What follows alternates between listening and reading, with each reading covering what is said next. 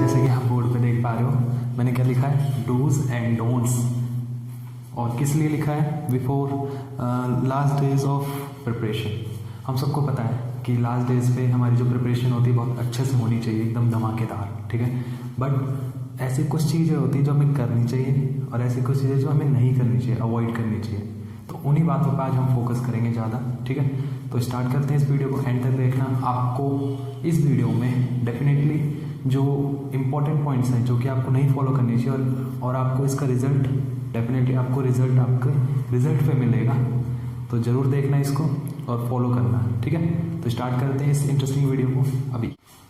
तो first point जो है वो ये है गाइस कि मैंने बहुत बार डिस्कस किया है इसको कि अपने सोशल मीडिया जो अकाउंट्स हैं उनको डीएक्टिवेट कर दो, कम्प्लीटली डीएक्टिवेट, ठीक है।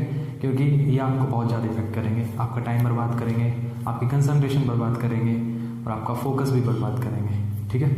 और आपका टाइम टेबल भी पूरा बिगाड़ देंगे, क्योंकि किसी का भी मैसेज आएगा आप डेफिनेटली देखते हो, हर कोई देखता है, आप ही नहीं हर कोई देखता है, आपकी भी गलती नहीं, इन्फ्लुएंस ही ऐसा ही है। ये जो सोशल मीडिया मार्केट जो बनता जा रहा है पूरा बिजनेस, वो बहुत ज़्यादा इन्फ्लुएंसर बन रहा है, ठीक है।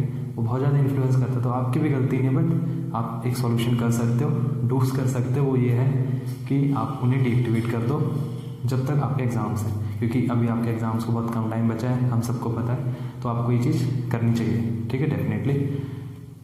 एंड सेकेंड पॉइंट इज़ कि आपको जो आउटसाइड वर्क होता है हमारे घर का, ये ला दो वो ला दो, मम्मी कहती है, पापा कहते हैं ये वो ला दो वो ला दो, ये सब कुछ आपको छोड़ देना है। हाँ, मेरे को पता है कि आपको थोड़ा अजीब लगेगा कि मम्मी क्या सोचेंगे, पापा क्या सोचेंगे, उनसे मतलब उल्टा बोलेंगे, काम नहीं कर रहे, ये सब लगता है थोड़ा अजीब। बट आपको पता है कि टाइम बहुत कम है, तो आपको ज़्यादा से ज़्यादा अपने स्टडीज़ टाइम देना है, ठीक है। इन सब पे टाइम नहीं देना। वो सब आप बोल सकते हो अपने पेरेंट्स को कि कुछ दिनों के लिए लेट मी ऑन स्टडीज़, मेरे को स्टडीज़ पे छोड़ दो कुछ दिनों के लिए, तो वो भी मानेंगे और वो अपना काम खुद ही करेंगे, आपसे बोलेंगे भी नहीं, ठीक है। तो ये ज़रूर करना है। कहीं आप सोचो कि मैं तो ये काम कर रहा था इसलिए मेरे मार्क्स नहीं आ पाए, तो अगेन एक्सक्यूज़ नहीं करना, ठीक है।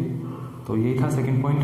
थर्ड पॉइंट की ओर बढ़ते हैं। हाँ, थर्ड पॉइंट ये है कि हमें एग्ज़ाम के लास्ट डेज जो हैं उन पे हमें किसी भी हमारे क्लासमेट, ठीक है, हमारे फेलोमेट एंड हमारे टीचर्स, स्पेशली जो पहले क्लासमेट की बात कर लेते हैं, फिर हमारे फेलोमेट्स उनकी बात कर लेते हैं कि हमें उन पर डिपेंड नहीं रहना। बहुत से बच्चे डिपेंड रहते हैं कि इस एग्ज़ाम में थोड़ा मैं कर लूँगा, थोड़ा वो कर लेगा, मिलकर कर लेंगे।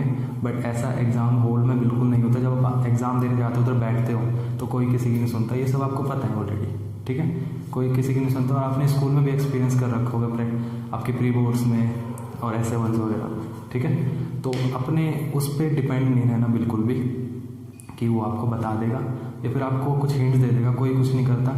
थोड़ी बहुत हो जाए बाई चांस तो बता भी देते हैं, बट ऐसा बिल्कुल मत करना, टोटली डिपेंड मत रहना उन पर। और हाँ, ये आपको थोड़ा अजीब लगेगा कि टीचर्स पे भी टोटली डिपेंड मत रहो, क्योंकि जो कंटेंट है पूरा किसी भी कंसेप्ट का, किसी बुक का, अगर वो कंटेंट अगर आप खुद से नहीं पढ़ोगे तब तो वो पूरा कोई नहीं निकाला सकता।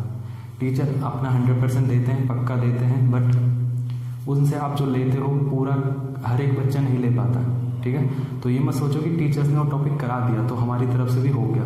अपनी तरफ से भी उसको पहले ख़त्म करो, फिर बोलो कि वो कंसेप्ट पूरा हो गया 100%। खैर 100% तो नहीं होता, वरना सबके 100% मार्क्स आते, बट उसको 90+ तो परसेंटेज करो उसको कंप्लीट, ठीक है।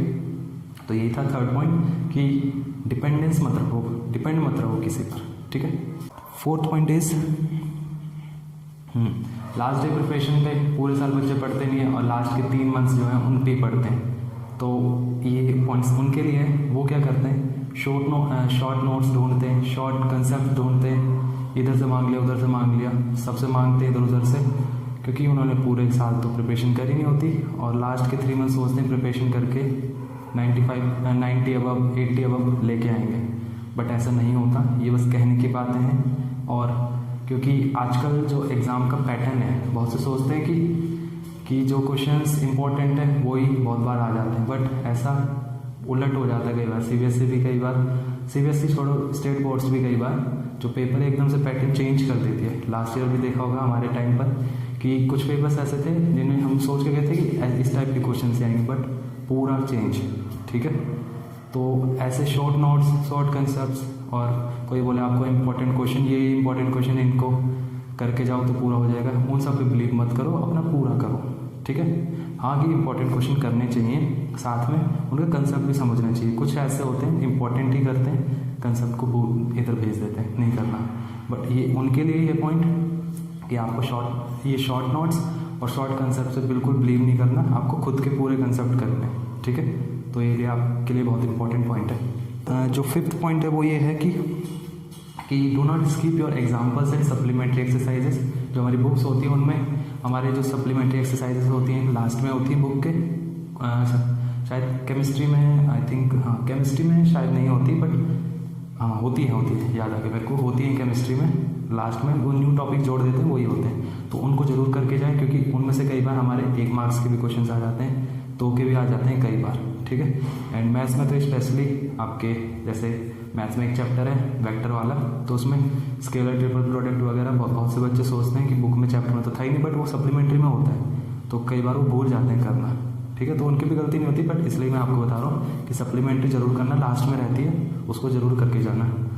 और उसमें से ही सिंपल क्वेश्चंस आते हैं, क्योंकि सप्लीमेंट्री है, एक्स्ट्रा पार्ट है, तो उसमें से सिंपल क्वेश्चंस ही आते, ज़्यादा टफ नहीं आते, ठीक है। और हाँ एग्जाम्पल्स, ये मत समझना कि आप, अगर आपसे कोई बोले ना कि प्रिपरेशन बोर्ड की कैसे चल रही है, कहाँ से कर रहे हो, तो एक वर्ड बोलना है NCERT, बट उस वर्ड का मतलब ये है कि आप NCERT के पूरी तरह गो थ्रू हो रहे हैं, मतलब आप एक भी एग्जाम्पल नहीं छोड़ रहे, आप एक भी एक्सरसाइज के क्वेश्चंस नहीं छोड़ रहे, आप एक भी कंसेप्ट नहीं छोड़ रहे, तब बोला जाएगा कि आप गो थ्रू हो चुके हो NCERT के।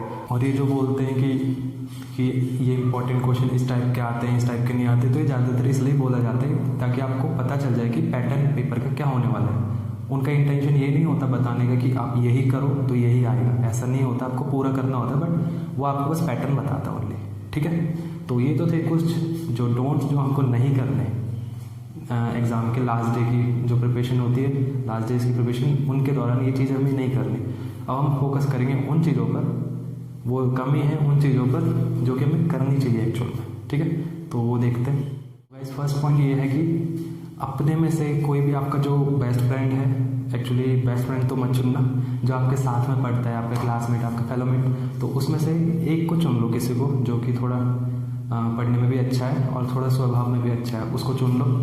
और हाँ चुनना ओनली हिम नॉट हर, समझ सकते हो आप, मुझे पता है, तो उसको चुनना, ठीक है। और उसमें से आप, हाँ लड़कियों के लिए अलग हो सकता है वैसे, तो उसे चुनना और उसके साथ पूरे दिन में से अपने 2 घंटे निकालना, 2 से ढाई घंटे उसके साथ, और उस 2 से ढाई घंटे में जो भी आपने पूरे दिन पढ़ा है और उसने जो पूरे दिन पढ़ा है उनको पूछना आपस में, ठीक है। मेरे को लगता है कि आपको ये लग रहा होगा कि इससे पैनिक होता है बहुत ज़्यादा, बट ऐसा नहीं होता। पैनिक मत लेना कि उसने इतना कर लिया, उसने नहीं करा, इसलिए मैं बोल रहा हूँ कि अपने जैसे कोई ओनली, मतलब आपके जैसा ही है वो, तो उसको चूज़ करो अपना कोई ऐसा फेलमेट, उसके साथ अपने सारे डाउट्स डिस्कस करो कि आपके डाउट्स है उस कंसेप्ट में, वो भी आपको डाउट्स बताएगा अपने, तो उसके डाउट से आपके क्वेश्चन तैयार होंगे, आपके डाउट से उसके क्वेश्चन तैयार होंगे। और जो चीज़ आप बातें करोगे, डिस्कस करोगे अपने बुक्स के बारे में, क्वेश्चन के बारे में, पैटर्न्स के बारे में, मार्क्स के बारे में, ये सब चीज़ें डिस्कस करोगे तो डेफिनेटली आपका इससे फ़ायदा है, ठीक है। ऐसा मैं करता था थोड़ा बहुत, और आपके लिए पूरा करने के लिए बोल रहा हूँ आपको, तो आपके लिए बहुत बेनिफिशियल होगा ये वाला पॉइंट, ठीक है। एंड जो सेकंड पॉइंट है हमारा वो ये है कि लास्ट डे पर जो बच्चे होते हैं वो स्कूल जाना छोड़ देते हैं। फर्स्ट पॉइंट कि एग्ज़ाम्स आ गए, 1 महीने पहले वो स्कूल जाना छोड़ देते हैं, ठीक है। एंड ट्यूशन जाना छोड़ देते हैं, किसी से बात करना छोड़ देते हैं, ठीक है। एंड अपने फ्रेंड से डाउट वगैरह सब कुछ डिस्कस करना बंद कर देते हैं। ये एक तरह से गलत है। गलत इसलिए क्योंकि जब एग्ज़ाम्स में जो टीचर होता है उसका इंटरेक्शन बच्चे के साथ होना ज़रूरी है, कि वो कितना कर रहा है कितना नहीं कर रहा, ठीक है। एंड स्कूल जाना ज़रूरी इसलिए है क्योंकि एंड टाइम पे जो टीचर्स होते हैं एक तो रिवीजन कर रहे होते हैं और उसमें सारे बच्चे जाते हैं तो अपने डाउट्स पूछते हैं, ठीक है। हम भी अपने डाउट्स पूछ सकते हैं, हम भी अपने डाउट पूछते हैं, तो उनके डाउट से क्या होते हैं, बहुत सारे क्वेश्चंस बन सकते हैं आपके, और आपके भी डाउट सॉल्व हो सकते हैं। आप घर पे बैठे रहोगे, किसी से मतलब पूछोगे नहीं इसका डाउट ये क्या है, तो आप करते जा रहे हो बस कंसेप्ट पर, मतलब डाउट नहीं निकाल रहे, डाउट निकालना भी ज़रूरी है, और स्कूल जाओगे आप तो अपने डाउट्स निकाल सकते हो, ठीक है। और बहुत से बच्चे ये भी समझते हैं कि स्कूल लास्ट डे पे स्कूल जाने में एग्ज़ाम वो टाइम बर्बाद होता है, बट ऐसा नहीं है। हाँ, मैं मानता हूँ कि ट्रैवलिंग में तो होता ही है टाइम थोड़ा बहुत इधर उधर, बट आपका बहुत फ़ायदा होने वाला है। उधर जाने से आपके बहुत सारे क्वेश्चन बनने वाले हैं, टीचर से इंटरेक्शन रहेगा, आप मोटिवेट होंगे। अगर आपको ज़्यादा आता है और आप मतलब अपने डाउट्स खुद ही क्लियर कर रहे हो क्लास में, बाकी बच्चों के जो डाउट्स हैं उनसे सीख रहे हो, और ज़्यादा आपको मज़ा आएगा, ठीक है। उस टाइम पे आपको बहुत ज़्यादा मोटिवेशन फील होगा और आपको लगेगा कि हाँ मैं रेडी हूँ। वरना घर पे आप ऐसे ही रहोगे, कंसेप्ट पढ़ोगे, आप कहीं ना कहीं सोचोगे कि मेरा जो प्रिपरेशन है रेडी है या नहीं है, आप ये सोचोगे पक्का। तो इस प्रिपरेशन को रेडी और अनरेडी इसको चेक करने के लिए आपको इंटरेक्शन तो चाहिए। तो स्कूल, कोचिंग वगैरह जो सब कुछ मत छोड़ो, हर एग्ज़ाम्स वाले डेज पे भी जाओ। अगर आपका एग्ज़ाम 5 दिन बाद है तो हो सके तो 3 दिन एग्ज़ाम्स को दे दो और उस दिन तक जाओ आप, ठीक है। एग्ज़ाम्स के लिए भी डेज चाहिए वैसे मेरे को पता है, बट स्कूल वगैरह मत छोड़ो एग्ज़ाम टाइम पे। ये मेरे को अपने सर ने सिखाई थी बात, तो इसलिए मैंने आपको बताया इंटरेक्शन ज़रूरी है, ठीक है। ये थे कुछ जो डूज जो हमें करने चाहिए, कम ही थे, ज़्यादा नहीं है। बाकी आई होप कि आपको ये सब कुछ पसंद आया होगा और आपको ये सब कुछ फॉलो करना है। पसंद आना ना आना अलग बात है, बट आपको ये सब कुछ फॉलो करना है क्योंकि बहुत ज़्यादा इंपॉर्टेंस है, ठीक है। बहुत ज़्यादा इंपॉर्टेंट चीज़ें हैं ये, और ये टॉपर्स के सीक्रेट्स भी हैं, ठीक है। इसलिए मैंने आपको बताया कि आपको ये सब कुछ फॉलो करना चाहिए। और इन लास्ट आपको इस चैनल पे स्टडी टिप्स, मैथ्स के टिप्स आंसर वगैरह सब कुछ मिलेगा, तो इस चैनल को सब्सक्राइब कर लेना। और मिलते हैं एक ऐसी ही नई वीडियो में स्टडी टिप्स वाली और मैथ्स कंसेप्ट वाली। Good bye, stay tuned for next.